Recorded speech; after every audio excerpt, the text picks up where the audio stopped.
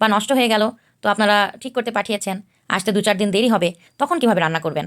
সবসময় তো মশলা বাটা এবং রান্না করা সম্ভব নয়। একা একা বসে পেঁয়াজ কুচি করতে কিন্তু ঘন্টার পর ঘন্টা লেগে যায়। আর চোখের পানি নাকের পানি সেটা তো বলতেই হবে, প্রত্যেকটি গৃহিণীরাই জানেন।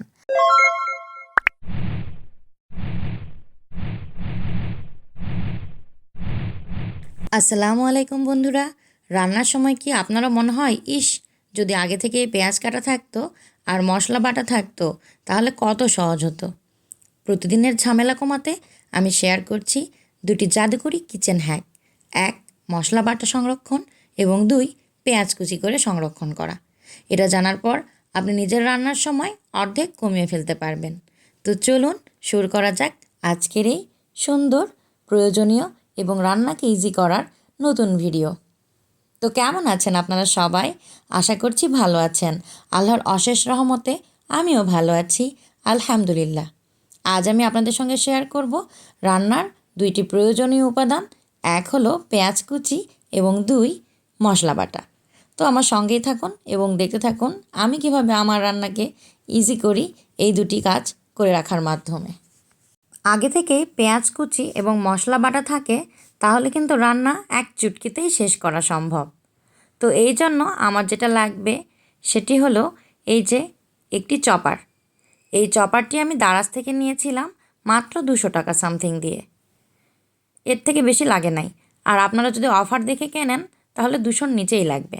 তো আমার ডেলিভারি চার্জ সহ 250 টাকার মতো লেগেছিল এই ফেমাস হ্যান্ডি চপারটি কেনার জন্য। তো এটা আমার প্রথমে একটু মনে হয়েছিল এটা কতটা কাজের হবে, তো যার জন্য রিভিউ দেখে নিয়েছিলাম, একটু ছোট সাইজটাই নিয়েছি। এটা কিন্তু 350 ml সাইজ। এর থেকে একটু বড়ও পাওয়া যায়, সেটার দাম এর থেকে সামান্য পরিমাণে বেশি। তো এইটাতে কিন্তু খুবই ইজিলি পেঁয়াজ কুচি করা সম্ভব। ধরুন আপনার কাজের হেল্পিং হ্যান্ড আসলো না, কিন্তু আপনার রান্নার অনেক প্রেশার, তো তখন আপনি কি করবেন? একা একা বসে পেঁয়াজ কুচি করতে কিন্তু ঘন্টার পর ঘন্টা লেগে যায়। আর চোখের পানি নাকের পানি সেটা তো বলতেই হবে, প্রত্যেকটি গৃহিণীরাই জানেন যে পেঁয়াজ কাটতে তাদের কি অবস্থাটা হয়। আর এছাড়া চোখ জ্বলে এবং খুবই সমস্যা হয়। তো আমি এই জন্য আজকে আপনাদের সঙ্গে এই কাজটি শেয়ার করছি আমার মতো করে। আপনারা প্রথমে পেঁয়াজগুলো মাঝামাঝি কেটে পানিতে ডুবিয়ে রাখবেন এবং এরপর ছিলে এই চপারে দিয়ে টানবেন। যতবার এই চপারের হ্যান্ডেলটি ধরে টানাটানি করবেন তত বেশি কিন্তু কুচি হয়ে যায় পেঁয়াজগুলো। তো প্রতিদিন রান্নার সময় যদি পেঁয়াজ কুচি আর মশলা বাটার জন্য 30 থেকে 40 মিনিট সময় নষ্ট হয় তাহলে কিন্তু পুরো ব্যাপারটাই ঝামেলা হয়ে যায়, তাই না? কিন্তু যদি এই কাজ আগে থেকেই করা থাকে তাহলে রান্না হবে এক চুটকিতেই। এভাবে আগে থেকে কাজ করে রাখলে রান্নার সময় 30 থেকে 40 মিনিট সময়ও কিন্তু কমিয়ে যায়, আর স্বাদ এবং গুণগত মান একদম ঠিক থাকে। সেই তো একেবারে পারফেক্টলি আমি কিন্তু পেঁয়াজ কুচি করে নিচ্ছি, এবং আপনারা চাইলে অনেক অনেক পেঁয়াজ এভাবেই ইজিলি কেটে ফেলতে পারবেন এবং চোখ জ্বালা একদমই করবে না। আর এরপরই আপনারা কিন্তু বক্সে ভরে এই পেঁয়াজগুলো রেখে দিতে পারেন নর্মাল ফ্রিজে অথবা ডিপ ফ্রিজে। যখন রান্না করবেন তখন বের করে ইউজ করবেন ডাইরেক্ট কড়াইয়ে। তো আমি পার্সোনালি ডিপ ফ্রিজে পেঁয়াজ কুচি করে রাখি না, ঈদের 2-1 দিন আগে হয়তো বা নর্মাল ফ্রিজে রাখি, আর যখন আমার দরকার হয় হেল্পিং হ্যান্ড না আসলে আমি এটাতে করে নিই। আর পেঁয়াজ কুচি সংরক্ষণ সব কিছু দেখিয়ে আমরা চলে আসলাম মশলা বাটায়। এখানে আমি 1 কেজি আদা, 1 পোয়া মানে 250 গ্রাম রসুন এবং 150 গ্রাম জিরে একত্রে পেস্ট করে নিয়েছি আমার ব্লেন্ডারে এভাবে একত্রে মশলা পেস্ট করে আপনারা চাইলে এরকম লবণ এবং সয়াবিন অয়েল অ্যাড করে নর্মালি বাহিরেই রেখে দিতে পারেন 2 থেকে 4 দিন।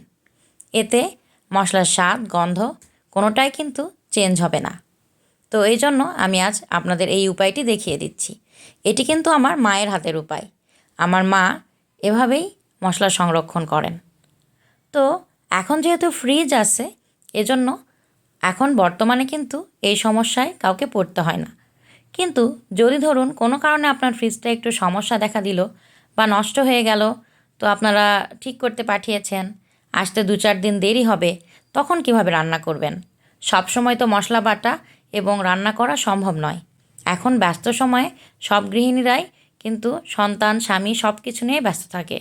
তো মশলা করার এত ঝামেলা সহ্য করে রান্না করা কিন্তু খুব দেরি এবং খুব ঝক্কির হয়ে যাবে। তো তখন আপনারা চাইলে এরকম সয়াবিন অয়েল এবং লবণ অ্যাড করে মশলা বাহিরেই রেখে দিতে পারেন 2 থেকে 4 দিন। তাতে স্বাদ এবং গন্ধ কোনোটাই নষ্ট হবে না। তো আমি যেহেতু ফ্রিজে রাখবো সেই উপায়টাও কিন্তু আপনাদের সঙ্গে শেয়ার করছি। এইভাবে মশলায় তেল এবং লবণ মিশিয়ে ফ্রিজে রাখলেও কিন্তু রান্নার প্রায় 2 থেকে 3 মিনিট আগে বের করে রাখলেই যে কোনো সময় কিন্তু মশলা নরম থাকে এবং সহজেই আপনারা বের করে নিয়ে রান্নায় ব্যবহার করতে পারেন। কিন্তু আমি আরেকটি টিপস এখানে আপনাদের সঙ্গে শেয়ার করছি, সেটি হলো এরকম পাতলা বক্স। এরকম পাতলা যে কোনো বক্সে বা স্টিলের প্লেটে আপনারা এরকম মশলা ছড়িয়ে রাখতে পারেন এবং ছড়িয়ে রাখার পর ছুরি ইউজ করে আমার মতো করে কেটে রাখবেন। এভাবে কেটে রাখলে মশলা কিন্তু সহজেই আপনারা ব্যবহার করতে পারেন। চাইলে একটু বড় বড় করেও কাটতে পারেন, আবার একটু ছোট ছোট করেও কেটে রাখতে পারেন। আমি একটু ছোট করে কেটে রাখি, কারণ কখনো বেশি রান্না হয়, কখনো বা কম রান্না হয়। বেশি রান্না হলে 2টা 3টা ইউজ করে নিই, আর কম রান্না হলে একটাতেই আমার হয়ে যায়। যেহেতু আমার 4 থেকে 5 জনের সংসার, আমার শাশুড়ি মা কখনো থাকেন, কখনো বা উনি মেয়েদের বাসায় গিয়ে থাকেন, তখন কিন্তু রান্না আরেকটু কমে যায়, আর কমে গেলে মশলা কিন্তু কমই লাগে। আর আমার বাচ্চারা যেহেতু মাংস তরকারি খেতে বেশি পছন্দ করে, তো তার জন্য কখনো বেশি লাগে, তখন 2টা থেকে 3টা কিউব আমি ইউজ করতে পারি আমার রান্নার কাজে। তো এই জন্য ছোটো করে রাখলে আমার কাছে খুব ভালো লাগে। আপনারাও চাইলে ছোট করে রাখতে পারেন, তাহলে আপনাদের কাছে অনেকটা ইজি হবে। তো বক্সে রাখার পর বেঁচে যাওয়া মশলাগুলো আমি আরেকটি ছোট বক্সে রেখে দিচ্ছি। এইটা কিন্তু নরমই থাকে, যেহেতু তেল এবং লবণ ইউজ করেছি। আমার আম্মু পরিমাণে আরেকটু বেশি লবণ দেন, তাহলে আরও বেশি নরম থাকে মশলাগুলো ডিপ ফ্রিজে রাখার পরেও। তো আগে থেকে এইভাবে মশলা তৈরি করে রেখে দিলে রান্নার সময় আলাদা করে কিন্তু কোনো মশলাই মেশাতে হবে না।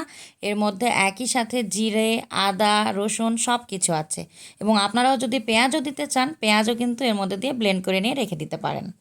এতে কিন্তু আর বাড়তি কোনো টেনশন থাকে না এবং সময়ও অনেকটা বেঁচে যায়। তো এই যে ফ্রিজে রাখার 2 ঘন্টা পর আমি কিন্তু বের করে নিয়েছি, নিয়ে আরেকবার ছুরি দিয়ে যে জায়গাগুলোতে কেটে দিয়েছিলাম সেই জায়গাগুলোতে আরেকবার কেটে দিয়ে দিচ্ছি। এর জন্য অনেকটা কিন্তু হালকা হয়ে যাচ্ছে আমার মশলাগুলো।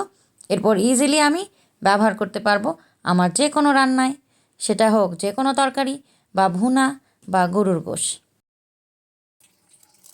তো বন্ধুরা, আজকের রান্নাঘরের সহজ সমাধানের ভিডিও আপনাদের কেমন লাগলো বলুন তো। এভাবে আগে থেকে কাজ করে রাখলে প্রতিদিনের রান্না হবে ঝামেলাহীন, বিশেষ করে কোনো আমন্ত্রণ, নিমন্ত্রণ, আয়োজন বা ঈদের রান্না। যদি ভিডিওটি ভালো লেগে থাকে তাহলে অবশ্যই লাইক, কমেন্ট এবং সাবস্ক্রাইব করতে ভুলবেন না। দেখা হবে পরবর্তী ভিডিওতে। আজ এই পর্যন্তই। আসসালামু আলাইকুম, আল্লাহ হাফেজ।